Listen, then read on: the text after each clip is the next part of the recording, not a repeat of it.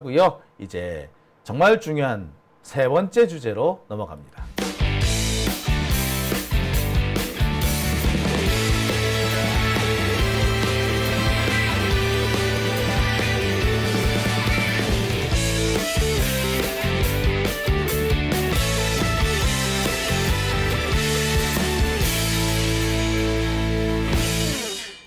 네, 이 갈라치기들한테 제가 표적이 됐나 봐요. 아마 갈라치기 하려면은 장용진 유튜버 가가지고 해라 뭐 이렇게 하시나 봐요. 그죠? 제가 하지 마라 하니까 예, 어떻게 딱 날 맞춰가지고 이렇게 또 우수수 또 몰려오는지 모르겠네요. 자, 이러지 마십시오, 진짜. 아유, 참.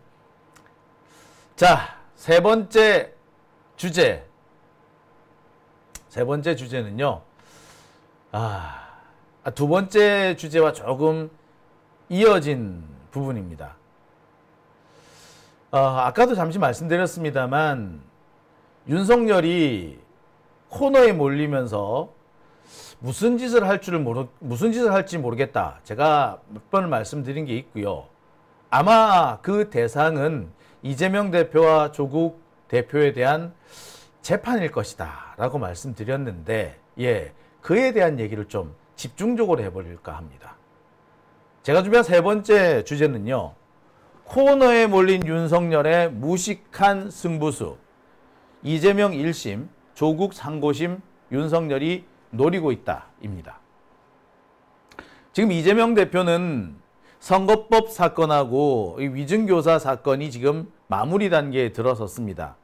내일 결심을 할 것이다. 선거법은 결심을 할 것이다 라는 얘기를 하는데, 글쎄 내일 결심이 될지 안 될지는 지켜봐야 돼요. 왜냐? 검찰이 미뤄놓은 게 너무 많습니다. 원래는 지난주까지 끝냈어요. 지난번 재판에서 끝났어야 될 검찰 측 피고인 신문이 다 안 끝났어요. 미뤄진 부분이 있어요. 그런 것까지 계산해 보면 내일 결심이 과연 될 수 있을까? 좀 갸우뚱하는 부분이 없지 않습니다. 검찰이 또 내일 2시간 쓰겠다고 큰 소리 떵떵 쳐놓은 상태이기 때문에 지금 이재명 대표 측에서 준비한 그 변론이라든지 이런 것까지 생각해 보면 내일 안에 다 안 끝날 가능성도 좀 있어요. 아무튼 지금 언론에서는 내일 결심한다고 지금 난리가 났어. 그래서 10월 달이 되면 이재명이 죽을 것처럼 막 이렇게 떠들고 있죠. 저는 이 태도가 상당히 의심스럽습니다. 아니, 재판이 어떻게 끝날지 지들이 어떻게 알아서 뭐 벌써부터 저 난리를 친단 말입니까?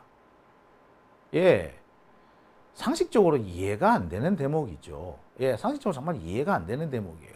마치 유죄 확정 판결이 난 것처럼, 유죄 판결이 거의 정해져 있는 것처럼 그렇게 떠들지 않습니까? 자, 이게 혹시 저들이 기획하고 있는 어떤 음모가 아닐까?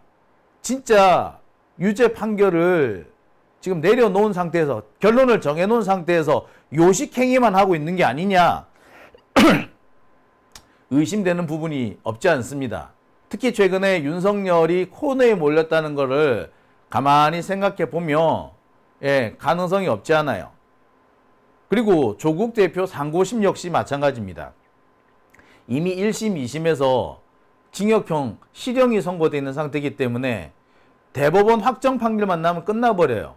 근데 이미 6개월 이상 재판을 했고, 그 사이에 재판부가 변경이 됐고, 그 변경된 재판부가 지금 한 2달째 계속 심리를 이어가고 있습니다. 따라서 이 조국 상고심 역시도 조만간 나올 가능성이 높아요. 윤석열은 이 부분, 이 두 가지를 노리고 있지 않을까? 코너에 몰린 검찰 정권, 이 독재 정권을 되살릴 수 있는, 전국의 주도권을 회복할 수 있는 어떤 계기로 삼으려고 하지 않을까? 그래서 이재명 대표나 조국 대표에 대한 불리한 그런 결론을 이끌어내려고 지금 장난질 치고 있는 게 아닐까, 저는 의심을 할 수밖에 없습니다. 실제로 몇 가지 징후가 좋지가 않아요. 자, 오늘 나온 이 관련된 소식입니다. 속도 내는 대법선고, 조국 최태원 재판 관심, 이렇게 나와요. 올해 안에 판결이 이루어질 가능성이 높다라고 얘기를 하는데, 솔직히 올해 안에 날지 언제 나올지 몰라요. 대법원 판결이라는 게 그렇습니다. 정해진 게 없기 때문에 이거는 3년, 4년 걸릴 수도 있어요. 10년 걸린 것도 있어요. 따라서 재판이 언제 나온다 모릅니다.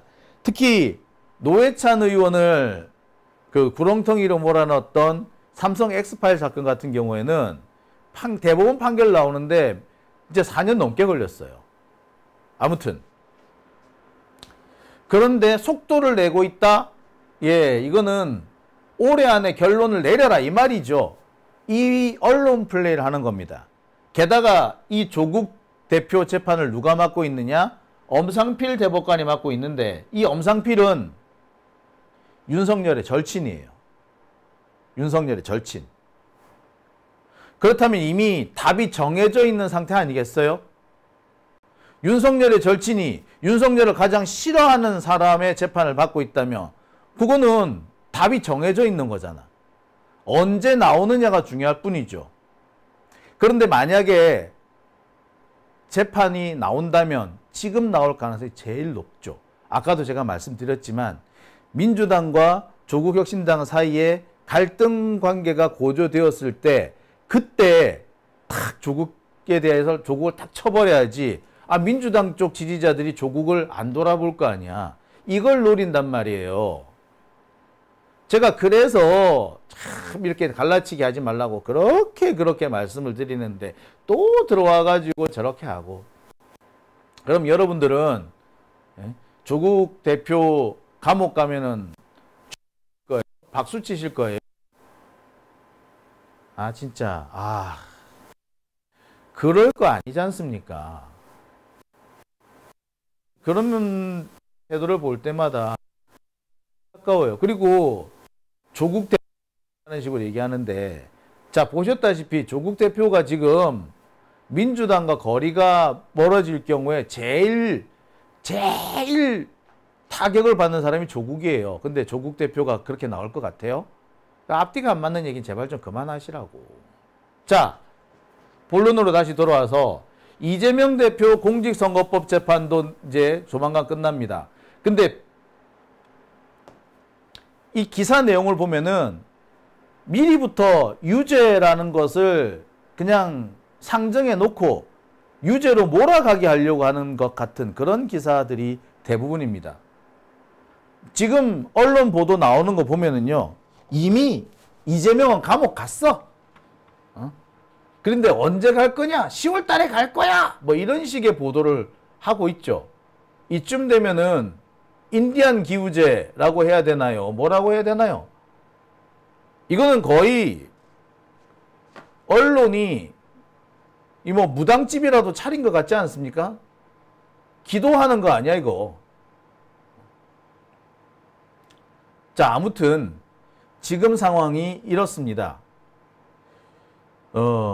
지금 현재 대법원 사법부는 이재명 대표든 조국 대표든 이들을 빨리 감옥에 보내려고 혹은 유죄 판결을 내려가지고 정치적으로 타격을 입히려고 이건 결론을 내려놓은 거나 다름이 없습니다. 언론에서는 이미 그런 상황을 다 예견하고 있고, 그래서 언제쯤 감옥에 보낼 건데? 라고 하고 있는 그런 상황이죠. 예, 그런 겁니다. 저는요, 최근에 민주당과 조국혁신당을 갈라치기 하는 이런 사람들이 많이 나오는 거는 조국을 먼저 쳐서 감옥에 보내고 뒤이어서 이재명 대표도 감옥에 보내려고 계획을 하고 있는 이 적폐들의 공작이라고 생각됩니다. 조국, 이재명 둘이 같이 있으면 아무래도 버겁잖아. 그러니까 둘 중 하나를 날리고 하나를 먼저 날리면 나머지 하나는 곧 날릴 수 있는 거 아니에요. 그러려면 어떻게? 두 사람 사이를 갈라놓는 게 제일 좋단 말이야. 그걸 두 사람 사이 갈라내는 제일 좋은 방법은 뭐다? 갈라치기 하는 유튜버들, 여론공작하는 애들 걔네들인 거예요.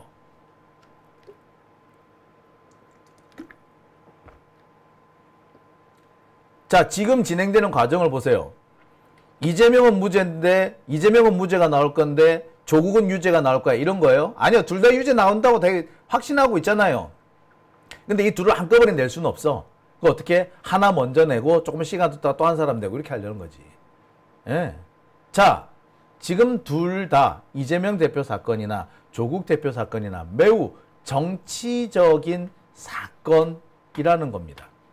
이 두 사람의 이 사건은, 이 두 사람이 얽혀있는, 이 두 대표가 얽혀있는 이 사건은 사법적인 사건이 아니에요. 사법 아니에요. 이건 정치예요.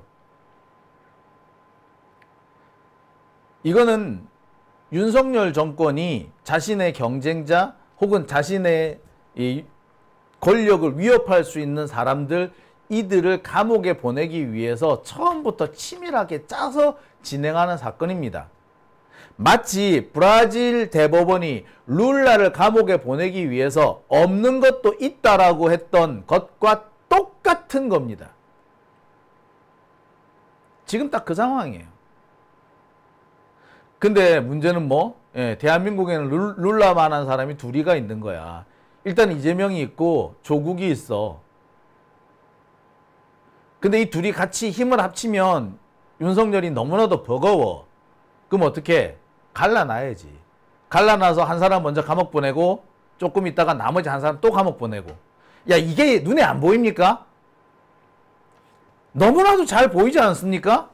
이걸 모르는 사람이 있다는 게 전 답답해요.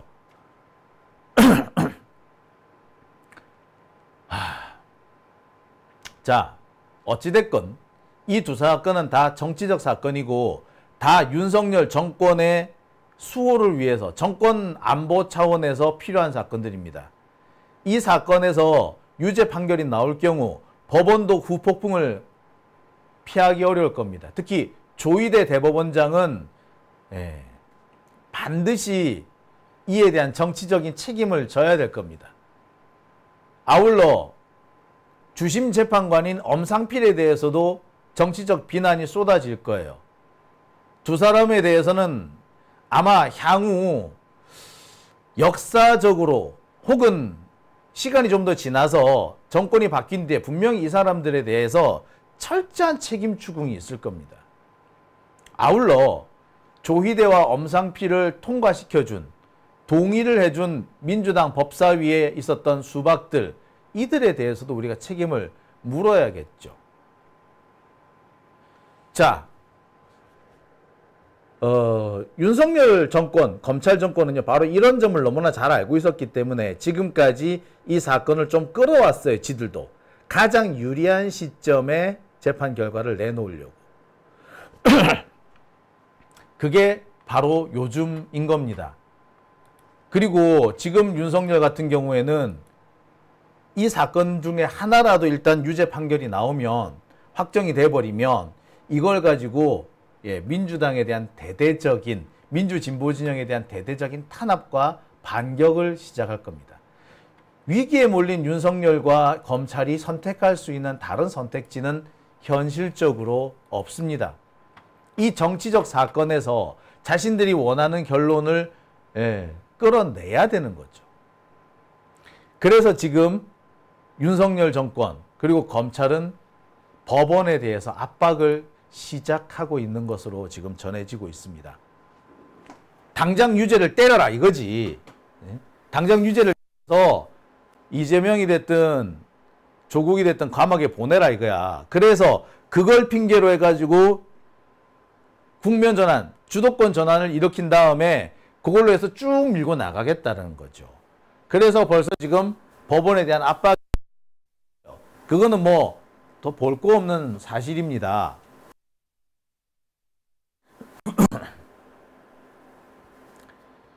자, 문제는 판사들이죠. 판사들이 이 법원의 압박에 쉽사리 굴복을 요새는 안 하는 모양이야. 그전에는 웬만하면 슬렁슬렁 넘어가 줬는데, 하라는 대로, 해달라는 대로 해줬는데, 최근 들어서는 분위기가 좀 바뀝니다. 그래서 판사들도 조금 뻗대는 모양이에요. 자칫 잘못했다가 지네들이 다 뒤집어 써야 되잖아. 사고는 검찰이 쳤는데 나중에 뒷감당은 누가 해야 된다? 판사들이 해야 되는 상황이 될 수도 있는 거죠. 그러니까 약간 머뭇거리는 태도를 보입니다. 최근에 들어서 지금 검찰이 법원에 대해서 이러쿵저러쿵 압박을 시전하고 있는 이유, 그 다음에 이 조희대 대법원장이 이 일선 법원에 계속해서 뭔가 자꾸 내려보낸대. 이런 것들도 바로 이런 분위기를 반영하지 않는가라는 생각이 듭니다. 어쨌거나 이 상황에서 윤석열과 검찰이 선택할 수 있는 거는 조국이 됐든 이재명이 됐든 이들에 대해서 유죄 판결을 내리는 거죠. 그걸 지금 윤석열이 노리고 있습니다. 윤석열로서는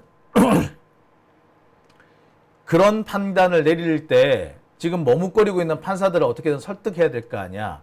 판사들이 우리가 다 뒤집어 쓰는데 우리가 어떻게? 이럴 때 윤석열이 됐든 검찰이 됐든 뭐라고 설득을 할 거야? 야, 걱정하지 마. 우리가 사전 정지 작업 다 해놨잖아. 지금 때리면 아무도 뭐라고 안 해.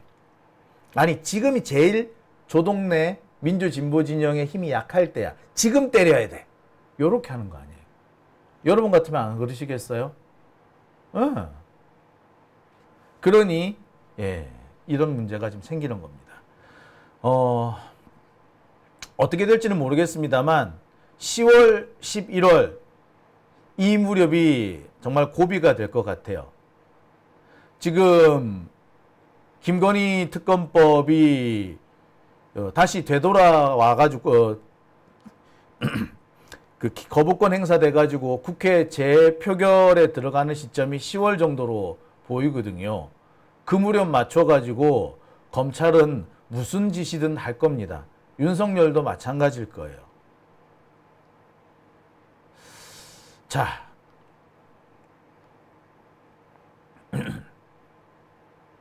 참 이런 면에서 참 우리가 좀 정신 바짝 차리고 쓸데없는 이런 갈라치기는 이제 하지 말았으면 좋겠다라고 생각 드네요. 정말 다시 한번 부탁드립니다. 자, 오밤중의 뉴스 제가 오늘은 여기까지만 하겠습니다. 댓글부터 일단 읽어볼까요? 댓글 보고 제가 넘어갈게요.